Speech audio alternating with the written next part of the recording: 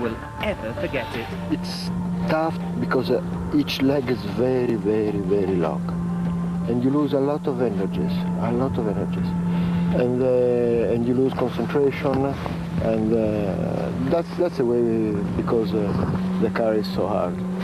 It's really the last adventure in this world.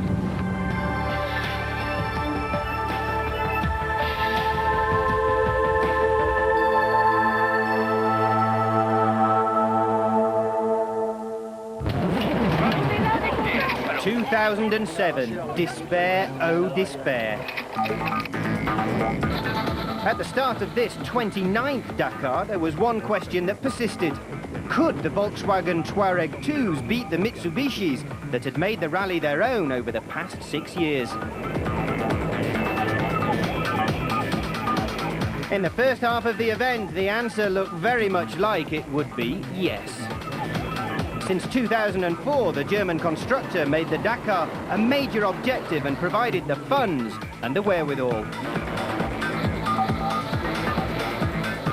Carlos Sainz drove like he was back in the WRC. Janil de Villiers, meanwhile, was fast and smooth, and the Touaregs won the first 5 of 7 special stages. And the Mitsubishis, despite a new and improved version of the Pajero and 12,000 kilometers of testing in the desert, seem to be struggling. On the rest day, the two Volkswagens led the two Mitsubishis of Peter Hansel and Alphonse by a good half an hour.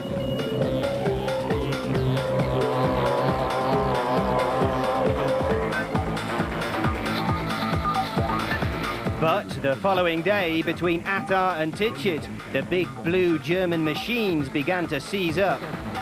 On this January the 14th, Carlos Sainz lost serious ground.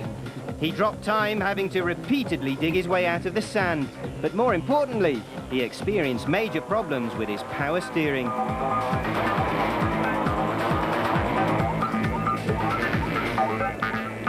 Luc Alphonse and Stéphane Peter Hansel lay in wait. One rival in the overall standings had been eliminated.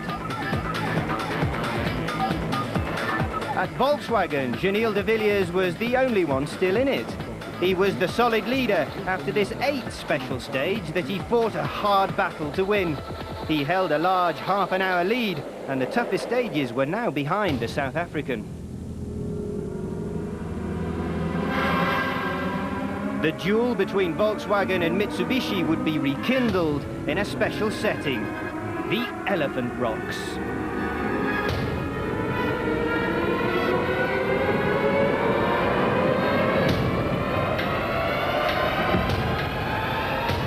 And it was here that the Japanese delivered a knockout punch.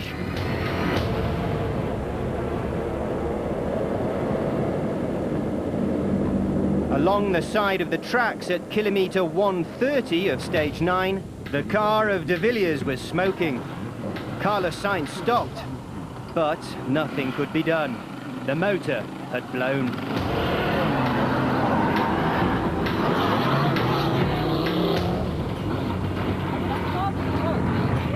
Unfortunately, it seems to be a big problem, you know. I don't think we can get going again. It was caught fire a little bit, so it looks impossible to repair at the moment, so we'll have to wait for the truck at the moment. There's nothing we can do, so it's a bit sad, but you know, this is racing, I suppose, and things like this happen. Janil de Villiers had just lost the Dakar on the Neymar track. Mitsubishi was heading towards a 1-2 finish again, but the story of this duel between major constructors wasn't quite finished. On this same day, Carlos Sainz and Marc Miller chased Luc Alphonse for the stage win, and the manner in which they caught him gave the impression that they didn't even compete in the same category.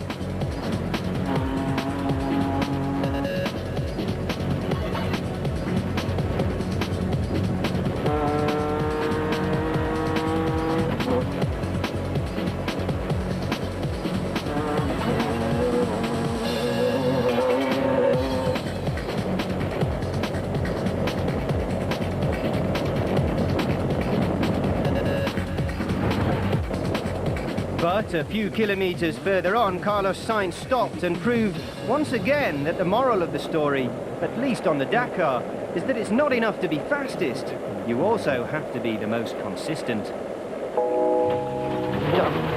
Voilà.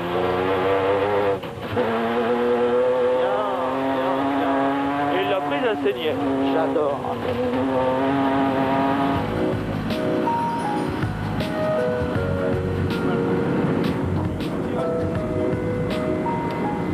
No sé, la verdad, lo que ha pasado, veníamos muy bien, habíamos cogido ya al fan que salía primero y en una frenada el motor se ha parado y ya no ha vuelto a arrancar.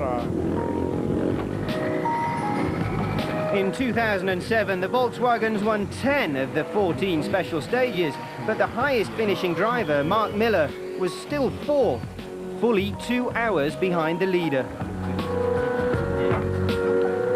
Carlos Sainz, who has begun a second career in rally raid, was himself the winner of 5 special stages, but on the Dakar overall, he was more than 7 hours behind the eventual winner.